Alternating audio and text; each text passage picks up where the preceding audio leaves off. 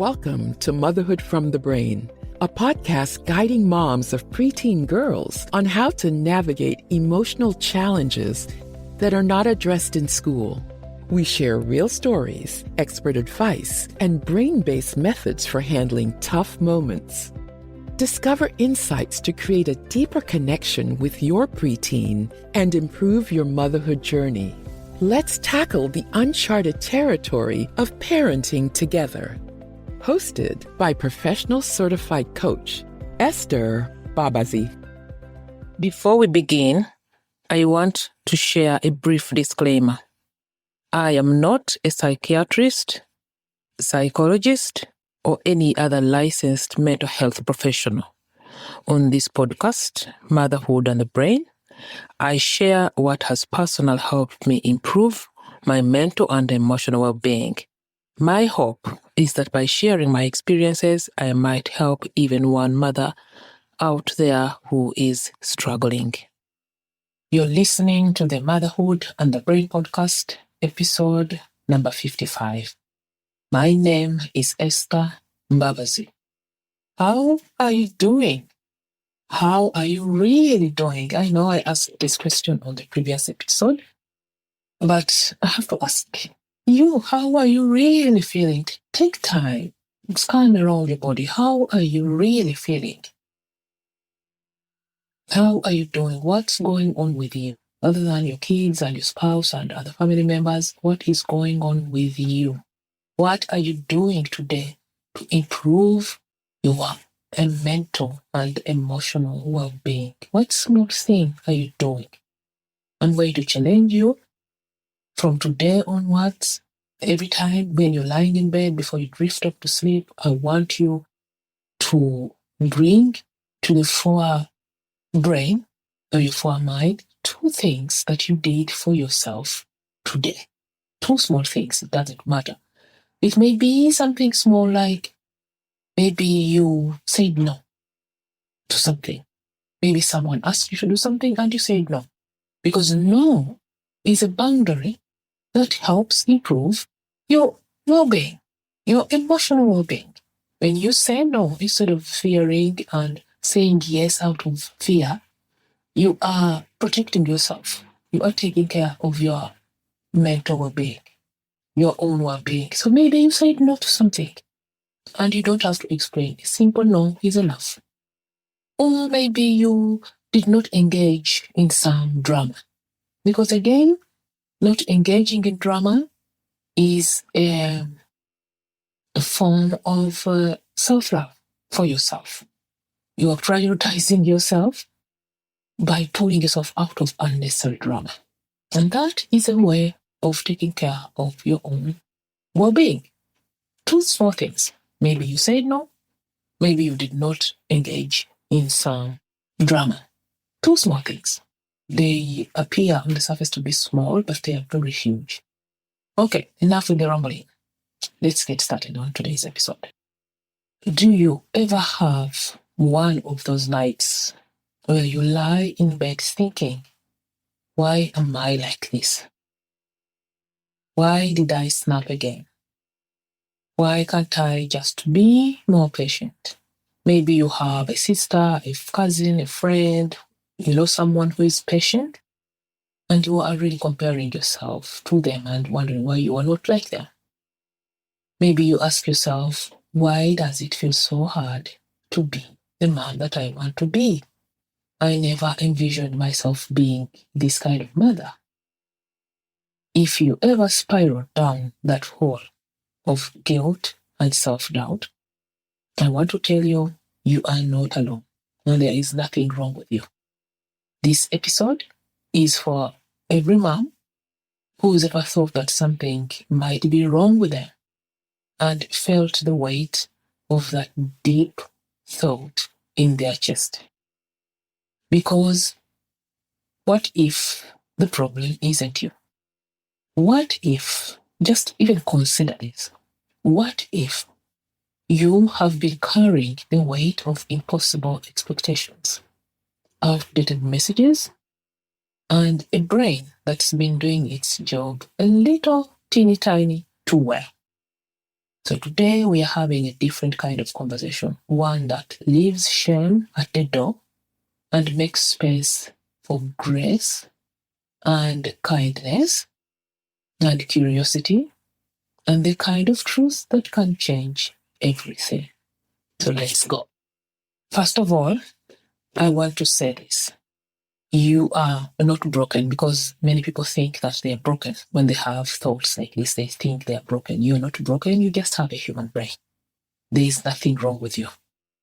That question, why am I like this? Why am I not patient? How can I love myself more? All these questions, they come from a deeper place of exhaustion. These questions come from a place of giving, and more giving, only to lie in bed at night with the weight of guilt and shame and self-judgment pressing you down. Moms I work with who have similar situations say they want to love themselves, or at least feel okay being themselves, but they have no idea where to start. They are stuck in a self-judgment loop, replaying every moment where they lost it and snapped or missed the mark. And deep down, these moms have been taught that love, forgiveness, and worth have to be earned. But I'm here to tell you my truth, the way I understand things. Self-love isn't something you qualify for. It's something that you cultivate. And it starts with how you talk to yourself when no one is listening, the internal conversation that you have with yourself.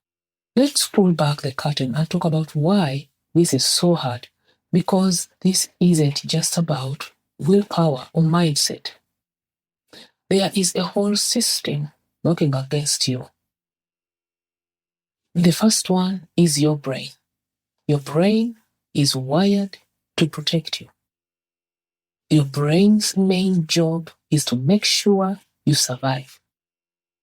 Your brain is scanning for danger, for the mistakes that might cause danger and anything that might go wrong, because the brain thinks this is how it keeps you safe. And it did millennia ago. It did many years ago. It did.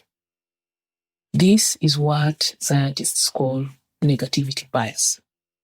It's why your brain clings to the one time you yelled instead of the 10 times you showed up with love and kindness. And then there's this whole, what I call unconscious programming. Women, especially we women, even men, but women, we have been raised to believe that our worth is tied to how well we take care of other people. We have been programmed to hold it together, at least on the outside, to make it look like everything is pushed together, at least on the outside. We have been programmed to think that we need very little for ourselves. We put everyone ahead of us before we even consider ourselves. We have been told to pour every ounce of anything that we have into our children, our homes, our appearances, but not into ourselves. We will spend money on the latest education app, on braces for our kids, on their soccer gear, on skincare, on plastic surgery, on closet makeovers. But when it comes to our well-being, our inner well-being, we will doubt. We have to justify it. We think it is selfish. We think we are not worth it. We think we don't matter that much to spend some money on our own inner well-being. And I'm here to tell you that yes, you do. You do deserve to spend some money on your own inner well-being. And coaching is what comes into mind. Coaching is like a gym for your mind. Coaching gives you space to notice your thoughts instead of drowning in them. Coaching teaches you how to question that inner voice instead of just obeying it. This is like a side note.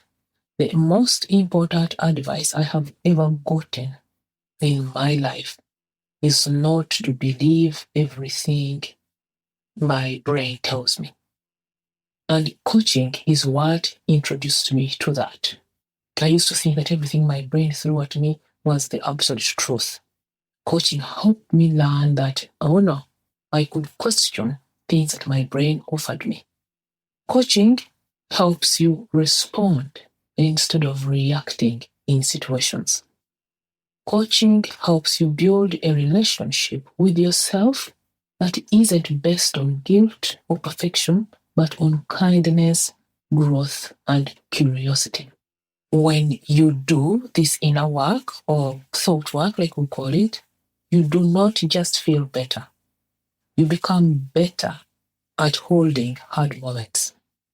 You, of course, yell less, snap less, you recover faster, you show up more like the mom you want to be. Not because your kids magically behave well, no, but because you are grounded even when they are not. And your family feels this shift in you. Someone told me one time that I talk a lot about yelling less and stopping yelling and everything. And the reason that I do that is because studies show what yelling at kids does to them. Of course, I know when we are fully grown adults, we can go on this journey of healing. I know, I understand that. But maybe you don't want to stop yelling, but at least you will do it from a place of intention. If you want to yell, you can totally do that. But what coaching will help you is choose that intentionally instead of it being like a reflex, like your go-to, like your default reaction. When you have better mental health, the effects of that are felt or seen. The tension in the household eases, the connection deepens in your household between you and your kids. The repair after a hard moment happens quicker. Your kids grow up with real human example of what it is to be resilient and what resilience looks like.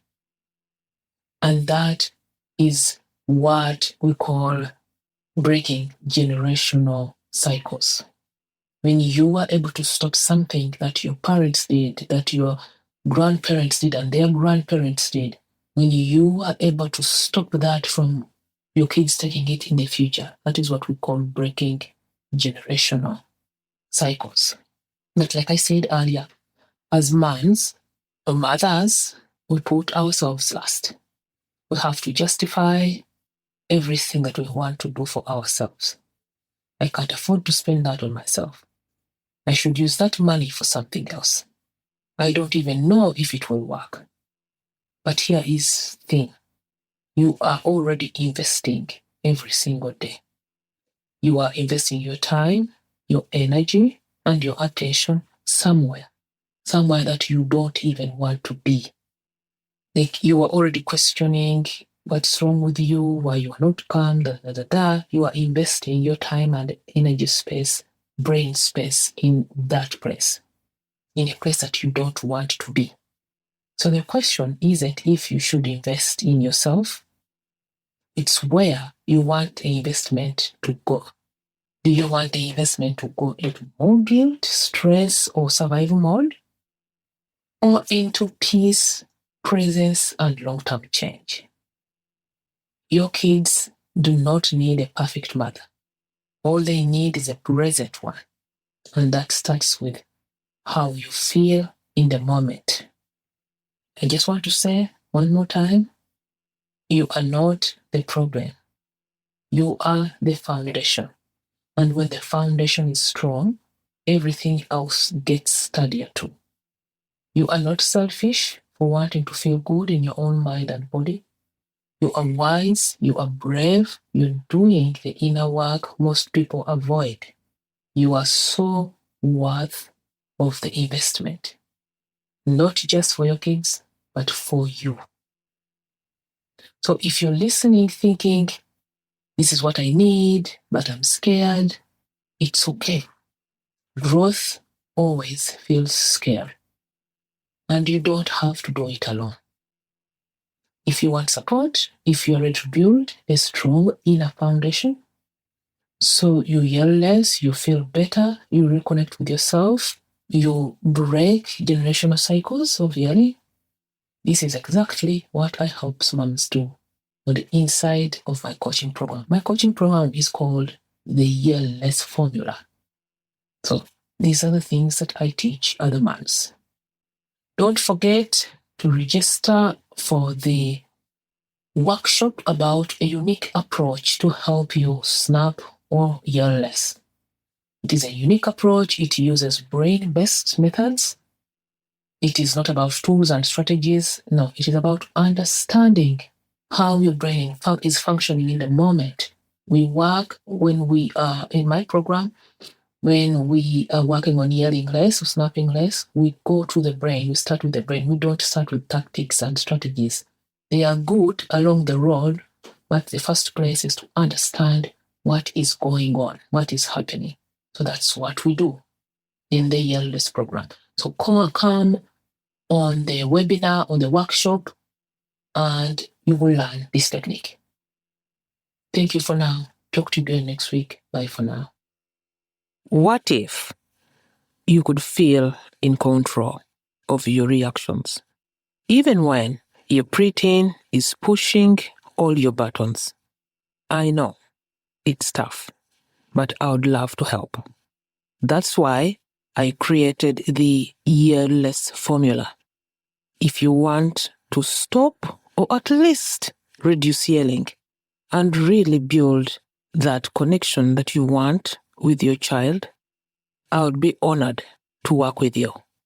Just head over to www.masteryourownwellbeing.com/coaching to grab a spot for a complimentary call to get a feel of what coaching is and how coaching works. Coaching will help you manage your reactions.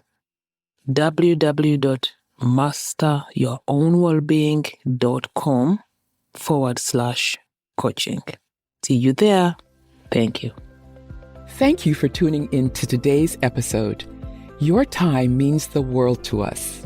If you found this episode valuable, we would be immensely grateful if you could spare a moment to visit Apple Podcasts and share your thoughts through a review. Your feedback plays a vital role in helping fellow moms discover our podcast and enrich their own motherhood experiences. Take care, and bye for now.